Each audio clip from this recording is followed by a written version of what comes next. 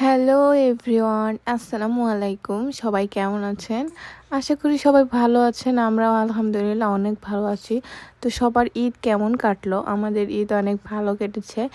তো ঈদের পরের দিন ভাবতেছিলাম কোথাও ঘুরতে যাওয়া যাক, যেহেতু ঈদের দিন যাওয়া হয় নাই। সেই জন্য আমার হাজব্যান্ডকে বললাম চলেন কোথাও ঘুরতে যাই। তখন সে বলল দেশে থাকতে তো কাশ্মীর যেতে চেয়েছিলে, তো সেখানে তো নিয়ে যাওয়া হয় নাই, সেই জন্য চলো তোমাকে মিনি কাশ্মীরে নিয়ে যাই। কথা বলতে বলতে আমরা চলে এসেছি মিনি কাশ্মীর। তো আপনারা সাথেই থাকেন, মিনি কাশ্মীরটা আপনাদের ঘুরে ঘুরে দেখায়। জায়গাটা ছিল ভীষণ সুন্দর, চারদিকে ছিল পাহাড়, একদম কাশ্মীরের মতোই। তো আপনাদের কাছে কেমন লেগেছে জায়গাটা? দেখেন অনেক সুন্দর পাহাড় আর চারদিকে অনেক গাছপালা, সবুজ প্রকৃতি।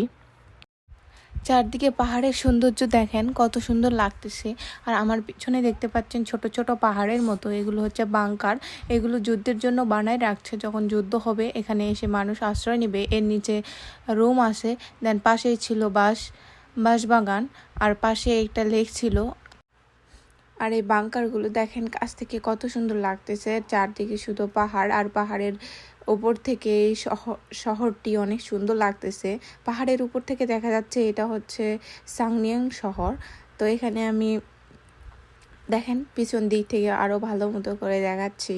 সবাই দেখেন সবার কাছে জায়গাটি কেমন লেগেছে। আমার কাছে তো কাশ্মীরের মতোই লেগেছে। আর পাশেই ছিল একটা জাদুঘর।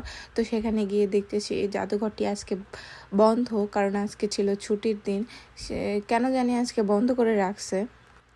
তারপরে আমরা বাসার দিকে রওনা হলাম। জায়গাটি কার কাছে কেমন লেগেছে সবাই কমেন্টে জানাবেন। আর আমার কাছে তো অনেক ভালো লেগেছে। আর এরকম অনেক সুন্দর সুন্দর জায়গা দেখতে হলে সবাই কমেন্ট করে বলবেন। আজকের ভিডিও এই পর্যন্তই। সবাই ভালো থাকবেন। আল্লাহ হাফেজ।